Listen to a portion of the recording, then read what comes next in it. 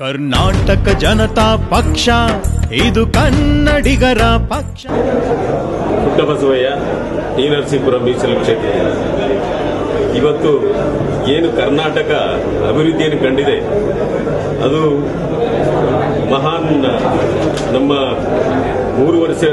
ಮೂರುವರೆ ವರ್ಷಗಳ ಕಾಲ ಕರ್ನಾಟಕದ ಆಡಳಿತ ಮಾಡಿ ಎಲ್ಲಾ ಇಲಾಖೆಯೂ ಕೂಡ ಅಭಿವೃದ್ಧಿನೇ ತಂದಂತ ಮಹಾನ್ ಅಭಿವೃದ್ಧಿ ಕಾರ ಮತ್ತು ಮಹಾನ್ ಮುತ್ಸದಿ ಕರ್ನಾಟಕ ಕಂಡಂತ ಮಹಾನ್ ಮುತ್ಸದಿ ಯಡಿಯೂರಪ್ಪನವರು ಮಾಡಿರುವಂತಹ ಒಂದು ಜನಪರ ಕಾರ್ಯಗಳು ಅಷ್ಟಿಷ್ಟಲ್ಲ.